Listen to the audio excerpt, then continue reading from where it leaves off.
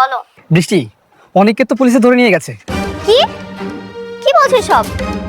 কেন নিয়ে গেছে? কি করেছো? সাইডে কাজ করার সময় একজন অ্যাক্সিডেন্ট করে মারা গেছে, তাই পুলিশ তাকে জেলে নিয়ে গেছে। তুমি তাড়াতাড়ি এই খবর তোমার বাবাকে জানাও। আচ্ছা ঠিক আছে, তুমি রাখো, আমি বাবাকে জানাচ্ছি। বাবা, বাবা, বাবা। আসছে। কি রে মা, কি হয়েছে? বাবা, অনেককে আবার পুলিশে ধরে নিয়ে গেছে। কেন? ওদের কাজের সাইডে নাকি একজন অ্যাক্সিডেন্ট করে মারা গেছে, তাই ওকে পুলিশে ধরে নিয়ে গেছে। কি বলছিস? তাই বলে অনেককে কেন ধরে নিয়ে যাবে? আমি জানি না বাবা, তুমি কিছু একটা করো।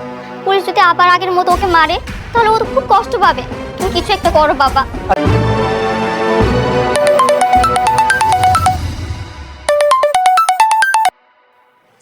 হ্যালো, রকি খান বলছিলাম। আপনারা কি আমার মেয়ের জামাই অনেককে থানায় ধরে নিয়ে গেছেন? হ্যাঁ, এনেছি। কেন? অনেক কি খুনি? সে কি অপরাধ করেছে? হ্যাঁ, ইচ্ছে করে শ্রমিককে ধাক্কা মেরে ছাদ থেকে ফেলে দিয়েছে। কেন সে অপরাধী হবে? এগুলোর কিছুই করেনি, কিন্তু সে তো সিকিউরিটি দিতে ব্যর্থ। শ্রমিক যদি এখানে সিকিউরিটি না মানে তাহলে এখানে মালিকের কি দোষ? আপনার সঙ্গে আমি কোনো তর্ক করতে পারবো না। আইন সবার জন্যই সমান। আপনি অনেককে ছেড়ে দিন, আমি গ্যারান্টি নিচ্ছি। আর ওই শ্রমিকের পরিবারের সাথে বসে আমি বিষয়টা মিটমাট করে ফেলব। দেখুন, আপনি সম্মানিত মানুষ, আপনাকে আমি কোনোভাবেই অসম্মানিত করতে চাই না, কিন্তু ওনাকে কোনোভাবেই ছাড়া যাবে না। শ্রমিক ইউনিয়ন সভাপতির চাপ আছে।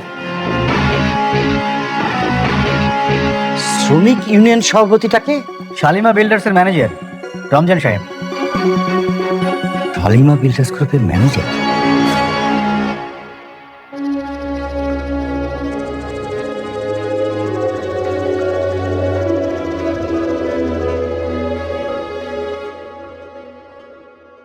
কি বললো বাবা?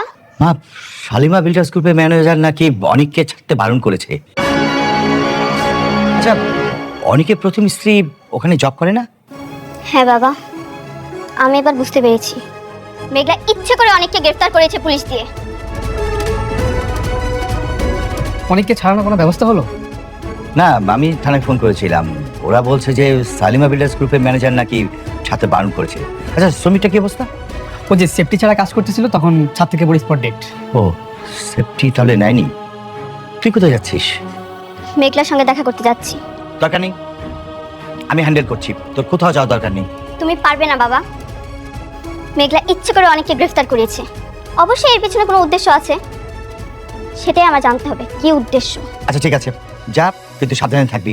যে কোনো সমস্যা হলে সাথে সাথে আমাকে ফোন দিবি, ওকে? ঠিক আছে। তুমি একটু ওর সাথে যাও। জি স্যার।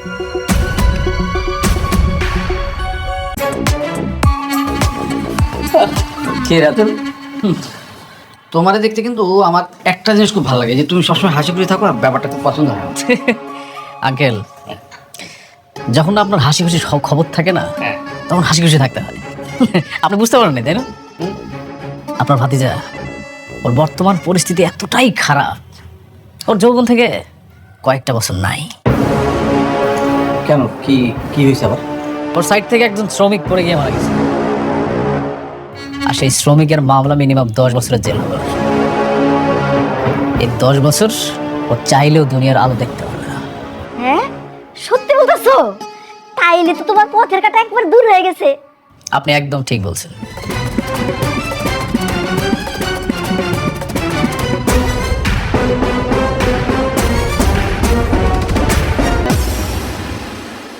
শোনেন, আপনারা ম্যানেজার আঙ্কেলে যা যা দিছে ওই কাজগুলো ঠিক মতো করবেন, আর আজকের মধ্যে এটা কমপ্লিট করেছে। ম্যাডাম, দুজন গেস্ট আসছে আপনার সাথে দেখা করতে, পাঠাবো? হ্যাঁ, পাঠায় দেন। আচ্ছা ঠিক আছে। এই জানান, ফাইল জানান। যান। আসসালামু আলাইকুম।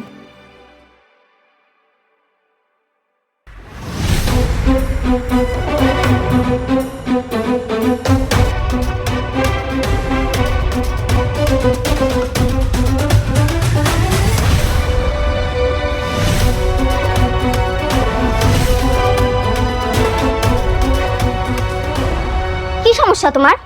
তুমি অনেককে বারবার জেলে ঢুকে কি প্রমাণ করতে চাও? তোমার অনেক ক্ষমতা। কি কইতাছো এসব? তারে আগে থেকেই নিয়ে গেছে। চুপ করো। তুমি একের পর এক আমাদের ক্ষতি করে যাচ্ছ। আমি কিচ্ছু বলিনি, সেদিনও আমিই অনেককে ছাড়িয়েছিলাম, কিন্তু আজ আবার অনেককে গ্রেফতার করলে। কেন এসব করছো তুমি? কি চাও? আরে বৃষ্টি কি বলতেছে এসব? আমি অনেকরে পুলিশের কাছে দেইনি। আচ্ছা, অনেকরে কি সত্যি পুলিশ ধরে নিয়ে গেছে? হ্যাঁ, নিয়েছে।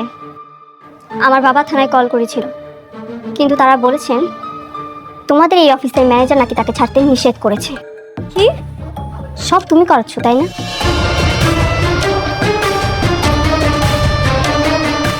হ্যালো ম্যানেজার আঙ্কেল, একটু আমার রুমে আসেন না প্লিজ। আচ্ছা।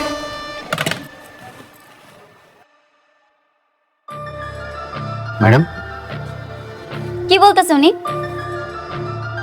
কি বলছেন? উনি বলতেছে আপনি না। বন্ধুরা, গরিব ঘরের রাজপুত্র নাটকের ২২ নম্বর পর্বে কাহিনী এক নতুন এবং জটিল মোড় নিয়েছে। এই পর্বে প্রতিটি চরিত্রের ভেতরের দ্বন্দ্ব, গোপন সত্য এবং ক্ষমতার লড়াই আরও তীব্রভাবে ফুটে উঠেছে। নিচে বিস্তারিত গল্প ও চরিত্র বিশ্লেষণ করা হলো। নাটকের ২২ নম্বর পর্বের কাহিনী ও চরিত্র বিশ্লেষণ। এই পর্বে নাটকের প্রেক্ষাপট মূলত ৩টি প্রধান বিষয়ের ওপর দাঁড়িয়ে: অনিকের গ্রেফতারি ও মুক্তি, মেঘলার লড়াই এবং বৃষ্টির গোপন শারীরিক অক্ষমতা। অনিক, ভুল বুঝাবুঝি ও সন্দেহের জালে। অনিক এই পর্বে মুক্তি পেয়েছে ঠিকই, কিন্তু তার মন বিষিয়ে আছে। সে মনে করছে মেঘলাই তাকে পুলিশ দিয়ে গ্রেফতার করিয়েছে। যখন মেঘলা তাকে থানা থেকে ছাড়াতে যায়, অনিক তাকে ধন্যবাদ দেওয়া তো দূরের কথা, বরং চরম অপমান করে। সে মনে করছে মেঘলা তাকে ভালো সাজার জন্য উদ্ধার করতে এসেছে। অনিকের বড় সমস্যা হলো সে তার কাছের মানুষদের বিশ্বাস করতে পারছে না। তার জেদ তাকে সত্য থেকে দূরে সরিয়ে রাখছে। মেঘলা, নিঃস্বার্থ ভালোবাসা ও অপমান। মেঘলা চরিত্রটি এই পর্বে আরও ধৈর্যশীল হিসেবে ফুটে উঠেছে। বৃষ্টির হুমকির মুখে এবং অনিকের অপমানের পরও সে অনিককে জেল থেকে ছাড়াতে যায়। সে তার নিজের ক্ষমতার অপব্যবহার করেনি, বরং অনিককে বিপদ থেকে উদ্ধার করাই ছিল তার একমাত্র লক্ষ্য। কিন্তু বিনিময়ে সে পেয়েছে অনিকের সন্দেহ আর ঘৃণা। মেঘলার জীবন এখন এক কঠিন পরীক্ষার মুখে, যেখানে সে মা হওয়ার অধিকার এবং পিতৃ পরিচয় দুটোর জন্যই লড়াই করছে। বৃষ্টি, ভীতি এবং গোপন এক সত্য। এই পর্বের সবচেয়ে বড় টুইস্ট হলো বৃষ্টির গোপন সত্য। অনিক যখন বাবা হওয়ার ইচ্ছা প্রকাশ করে, তখন বৃষ্টির ভেতরটা কেঁপে ওঠে। 4 বছর আগে এক দুর্ঘটনায় বৃষ্টি মা হওয়ার ক্ষমতা হারিয়েছে। এই চরম সত্যটি সে অনিকের কাছে লুকিয়ে রেখেছে। সে জানে অনিক যদি এটা জানতে পারে, তবে তাদের সম্পর্কে ভাঙন ধরতে পারে। বৃষ্টি এখন তার বাবার সাহায্য নিয়ে নতুন করে চিকিৎসার কথা ভাবছে, কিন্তু তার মনে এক তীব্র ভয় কাজ করছে। রাতুল, উচ্চাকাঙ্ক্ষী এবং উদ্ধত। রাতুল এই পর্বে আরও বেশি বেপরোয়া হয়ে উঠেছে। সে শালিমা বিল্ডার্সের চেয়ারে বসার স্বপ্ন দেখছে এবং মনে করছে সে খুব শীঘ্রই মেঘলাকে বিয়ে করে সব কিছুর মালিক হয়ে যাবে। এমনকি সে মেঘলার অফিসে গিয়ে কর্মচারীদের সাথে দুর্ব্যবহার করে এবং নিজেকে মেঘলার হবু স্বামী হিসেবে দাবি করে। রাতুলের এই অহংকার আর উচ্চাকাঙ্ক্ষা তাকে পতনের দিকে নিয়ে যেতে পারে। রকি খান, বৃষ্টির বাবা, প্রভাবশালী কিন্তু নিরুপায়। বৃষ্টির বাবা অনিককে ছাড়ানোর চেষ্টা করলেও মেঘলার ক্ষমতার কাছে তিনি কিছুটা অসহায় বোধ করেন। তিনি তার মেয়ের সুখের জন্য সবকিছু করতে রাজি, এমনকি বৃষ্টির মা হতে না পারার বিষয়টিও তিনি অনিকের কাছে গোপন রাখতে চান। তিনি চান না অনিক বৃষ্টির এই দুর্বলতা জেনে তাকে ছেড়ে চলে যাক। ভুল কার আর সঠিককে? ভুল। অনিক ভুল করছে মেঘলার মন বুঝতে না পেরে। সে রাগের বশবর্তী হয়ে বারবার ভুল মানুষকে বৃষ্টি বিশ্বাস করছে। বৃষ্টি ভুল করছে এক বড় সত্য লুকিয়ে রেখে, কারণ মিথ্যের ওপর ভিত্তি করে টেকসই সম্পর্ক হয় না। রাতুল তো আগাগোড়াই ভুলের মধ্যে আছে, কারণ সে অন্যের চেয়াল দখল করতে চাচ্ছে। সঠিক, মেঘলা এখনও সঠিক পথে আছে। সে বারবার আঘাত পেয়েও তার দায়িত্ব এবং ভালোবাসা থেকে বিচ্যুত হয়নি। সে জানে সত্য একদিন প্রকাশ পাবেই। আগামীতে কি হতে পারে? অনিকের বাবা হওয়ার তীব্র ইচ্ছা বৃষ্টির জন্য গলার কাটা হয়ে দাঁড়াবে। যখন অনিক জানবে বৃষ্টি কোনোদিন মা হতে পারবে না, তখন কি সে আবারও মেঘলার কাছে ফিরে যাবে? অন্যদিকে রাতুলের বাড়াবাড়ি মেঘলাকে বড় কোনো পদক্ষেপ নিতে বাধ্য করতে পারে। হয়তো পরবর্তী পর্বে আমরা দেখব বৃষ্টির এই গোপন সত্যটি কোনোভাবে অনিকের সামনে চলে এসেছে। বন্ধুরা, আপনাদের কি মনে হয় অনিক কি বৃষ্টির সত্যটা জানতে পারবে? আর মেঘলা কি পারবে তার সন্তানের অধিকার আদায় করতে? কমেন্টে আপনাদের মতামত জানান। হ্যাঁ, না, আমি জাদুর ড্রাগন ফলের গাছ। আর তোমাদের সেই ফেলে দেওয়া পচা ড্রাগন ফলটি দেখেই এত বড় একটা ড্রাগন ফলের গাছ হয়েছে। তুমি অনেক ভালো। মা মিনা, আমি বাজারে যাচ্ছি মা। তুই বাড়িতেই থাকিস, এইদিক ওই দিক যাস না আবার। মা, তুমি বাজারে যাচ্ছ? তুমি আমাকেও তোমার সাথে করে নিয়ে যাও না মা। বাড়িতে যে একা একা থাকতে আমার একদম ভালো লাগে না। তোমার সাথে বাজারে গেলে আমার বাজার দেখা হবে, একটু ঘোরাও হবে। কিন্তু তুই আমার সাথে বাজারে গেলে এইটা ওইটা খাওয়ার বাহানা ধরবি, আমার কাছে কোনো টাকা নেই। তুই এইটা ওইটা চাইলেও আমি কিনে দিতে পারবো না। তার চেয়ে বরং ভালো হবে তুই বাড়িতেই থাক। আমি তোর জন্য বাড়ি ফেরার সময় কিছু চকলেট নিয়ে আসবো, কেমন? ও মা, আমি তোমার কাছে এইটা ওইটা খাওয়ার জন্য বাহানা ধরবো না। তুমি শুধু আমাকে তোমার সাথে করে নিয়ে যাও না মা। আমার যে একা একা থাকতে একদম ভালো লাগে না। আচ্ছা ঠিক আছে, চল। কোনো কিছু বাহানা করতে পারবি না, বাহানা করলেও আমি কিনে দিতে পারবো না, তাহলে চল। এরপর মিনা ও তার মা বাজারে চলে যায়। মিনার মা যখন বাজার করছিল তখন মিনা বাগমামার দোকানে থাকা ড্রাগন ফলগুলোর দিকে তাকিয়েছিল। মা, ও মা, এই যে দেখো, বাগমামার দোকানের ড্রাগন ফলগুলি দেখতে কত সুন্দর। কি সুন্দর টসটসে, না জানি খেতেও অনেক মজা হবে, তাই না মা? হ্যাঁ রে মা, তাই তো দেখছি। ড্রাগন ফলগুলি দেখতে খুব টসটসা, মনে হয় তাদের বাগানের উঠানো ড্রাগন ফল। যাই হোক, তুই এভাবে বলছিস কেন? মা, আমার না ড্রাগন ফলগুলি দেখে খুব লোভ লাগছে। মা, আমাকে কিছু ড্রাগন ফল কিনে দাও না। এই তো দেখলি, বাড়ি থেকে আসার সময় কত করে বললাম কিছু চাইলে কিনে দিতে পারবো না, এখন এসে ড্রাগন ফল কেনার জন্য বাহানা ধরলি? আমার কাছে এখন কোনো টাকা নেই, যেই টাকা আছে সেই টাকা দিয়ে আমাকে সবজি কিনতে হবে। সবজি না কিনলে যে রান্না করা যাবে না। ও মা, আমি একবেলা আজকে না খেয়ে থাকবো, তারপরও তুমি আমাকে একটা ড্রাগন ফল কিনে দাও না মা। মিনা, আমি তো সবজি কিনে ফেলেছি, এখন আমি তোকে কি করে ড্রাগন ফল কিনে দিব? আচ্ছা চল, এত করে যেহেতু বলছিস, বাগমামাকে বলে দেখি, বাগমামা যদি বাকিতে একটা ড্রাগন ফল দেয় তাহলেই কিনে দিব, নয়তো অন্যদিন, বুঝলি? বলছি বাগমামা, আপনার দোকানের ড্রাগন ফলগুলি দেখতে অনেক সুন্দর। আমার মেয়ে মিনা ড্রাগন ফল খাওয়ার জন্য বাহানা ধরছে। বাগমামা, আমার কাছে বাকিতে কিছু ড্রাগন ফল বিক্রি করবেন? আমি আমার হাতে টাকা হলেই আপনাকে দিয়ে যাব। না রে শেফা, আমি বাকিতে কোন ড্রাগন ফল বিক্রি করব না। তোর ড্রাগন ফল কিনে নিতে হলে টাকা দিয়েই কিনে নিতে হবে, বুঝলি? আমার দোকানে আমি বাকিতে কোনো কিছু বিক্রি করি না। বাগমামা, আমার কাছে যে এখন কোনো টাকা নেই, কিন্তু আমার মেয়েটা যে ড্রাগন ফল খাওয়ার জন্য বাহানা ধরছে। দিন না বাগমামা একটা ড্রাগন ফল বাকিতে। শোন শেফা, এক কথা আমার বারবার বলতে ভালো লাগে না। একবার বলেছি বাকিতে কোনো কিছু আমি বিক্রি করি না, তারপরও আমাকে কেন এত করে জ্বালাচ্ছিস? যা যা, আমার দোকান থেকে চলে যা, আমাকে নতুন কোনো কাস্টমার ধরতে দে। আচ্ছা ঠিক আছে বাগমামা, আপনি আমার সাথে এরকম ব্যবহার কেন করছেন? আমার স্বামী বেঁচে থাকতে তো আপনাদের অনেক উপকার করেছে, এখন কি না এই সামান্য কয়টা ড্রাগন ফলের জন্য আপনি আমার সাথে এরকম ব্যবহার করছেন? ঠিক আছে, লাগবে না আমার আপনার ড্রাগন ফল, আমি এক্ষুনি চলে যাচ্ছি।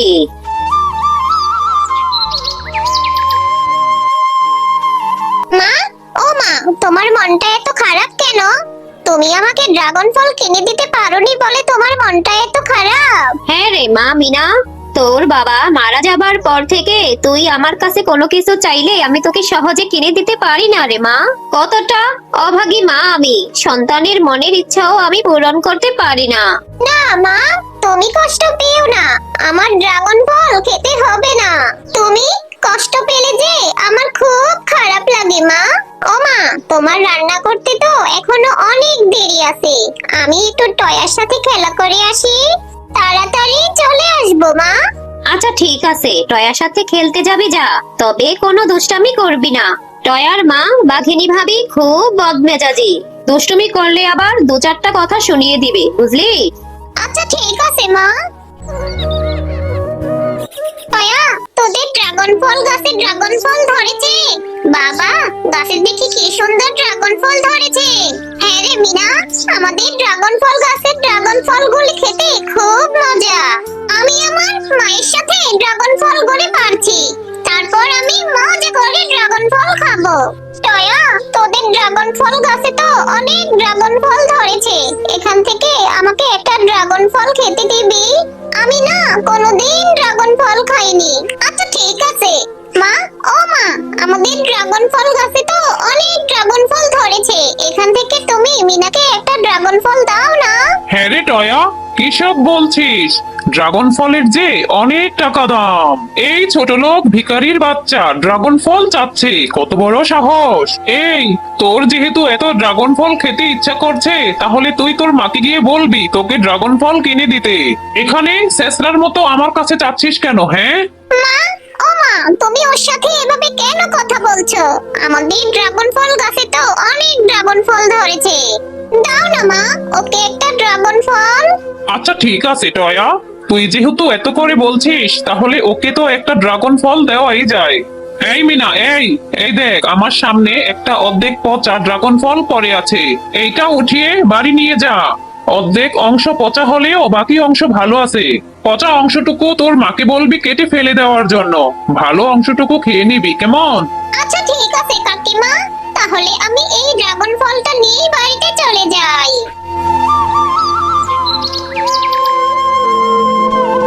মা, মা দেখো, এই যে আমি ড্রাগন ফল নিয়ে এসেছি। ড্রাগন ফল? মিনা, তুই এই ড্রাগন ফল কোথা থেকে নিয়ে এসেছিস? এই ড্রাগন ফলটা থেকে কেমন পচা দুর্গন্ধ বের হয়েছে। তুই এই পচা ড্রাগন ফলটা কোথা থেকে নিয়ে এলি রে মিনা? মা, এই ড্রাগন ফলটা আমাকে টয়ার মা কাকিমা দিয়েছে। এই ড্রাগন ফলটা পুরোটা পচা না, কিছু অংশ পচা। ওই পচা অংশটুকু ফেলে ভালো অংশটুকু খেয়ে নিতে বলেছে। টয়ার মা তোকে এই পচা ড্রাগন ফলটা ধরিয়ে দিল, আর তুই নাচতে নাচতে এই ড্রাগন ফলটা নিয়ে চলে এলি। এই ড্রাগন ফলটা কোন দিক থেকে খাওয়া যাবে? এই ড্রাগন ফলটা খেলে তুই আরো অসুস্থ হয়ে যাবি। ও মা, আমি চেয়েছি। ওদের ড্রাগন ফল গাছে না অনেক ড্রাগন ফল ধরেছে। ড্রাগন ফল দেখে আমার খেতে ইচ্ছে করেছে। বারবার চাওয়াতে টয়ার মা আমাকে এই ড্রাগন ফলটা ধরিয়ে দিয়েছে। বুঝেছি, তুই এখন এই ড্রাগন ফলটা ফেলে দিবি। আমি কালকেই তোকে ভালো ড্রাগন ফল কিনে দিব। এক্ষুনি এই ড্রাগন ফলটা পুকুরে ফেলে দিয়ে আয়। ঠিক আছে মা, আমি এক্ষুনি ফেলে দিচ্ছি। এরপর তারা সেই পচা ড্রাগন ফলটি পানিতে ফেলে দেয়। মিনা, তুই এখনো ঘুমাস না কেন রে মা? আমি তো তোকে বলেছি কালকে তোকে ড্রাগন ফল কিনে দিব। এত চিন্তা করিস না রে মা। না মা, এমনিতেই ঘুম আসছে না। আচ্ছা ঠিক আছে, আমি এক্ষুনি ঘুমিয়ে পড়ছি।